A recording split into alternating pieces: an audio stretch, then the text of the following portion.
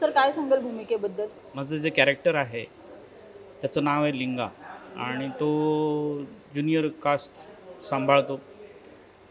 त्यांचे कपडे, त्यांचं मेकअप, शूटिंग आणि नवोदित जे कलावंत होऊ घातलेले आहेत, त्यांना व्हायचं आहे कलावंत, त्यांच्यासाठी मार्गदर्शक पण खोट्या अर्थाने असं एक कॅरेक्टर आहे.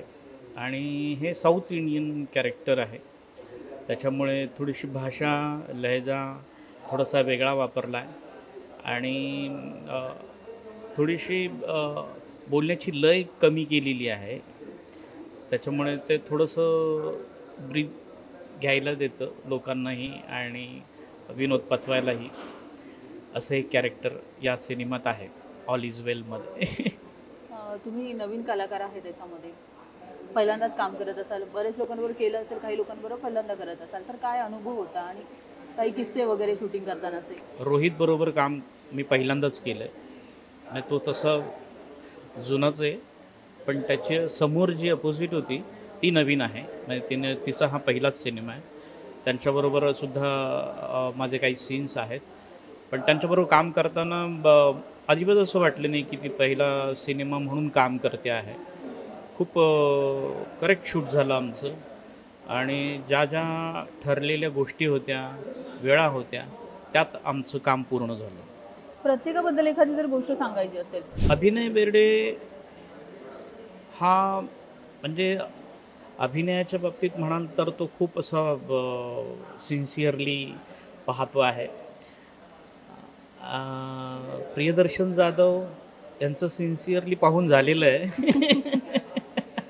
आणि आणि तो रायटर आणि डिरेक्शन पण करतो, रायटिंग पण करतो, अभिनय पण करतो. त्याच्यामुळे सर्व गुण संपन्न आहे तो.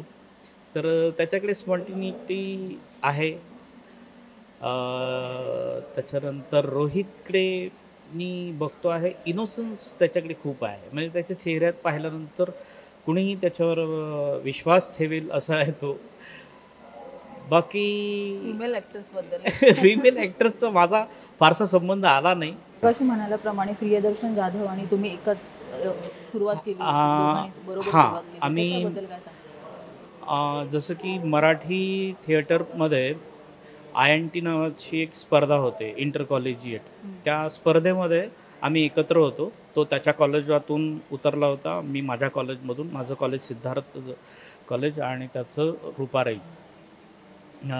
तर त्याची एकांकिका पहिली आली होती, माझी तिसरी आली होती. मला बेस्ट कॉमेडियनचं अवॉर्ड मिळालं होतं INTचं. आणि त्यानंतर पुढे आम्ही एकत्र बऱ्यापैकी भेटत गेलो आणि नंतर मग रंगासरांचं घडले बिघडले नावाची सिरियल, त्यामध्ये आम्ही सगळेच एकत्र काम करायचो. त्याच्यामुळे कुठे ना कुठे जरी काम करत असलो तरी घडले बिघडले या सेटवर भेटणं व्हायचंच. तर तशी आमची ओळख आहे. आणि प्रेक्षकांना काय सांगाल शेवटी? 27 जूनला हा सिनेमा रिलीज होतो आहे थिएटरला. तो थिएटर चित्रपटगृहात नक्की जाऊन पहा. 27 जून.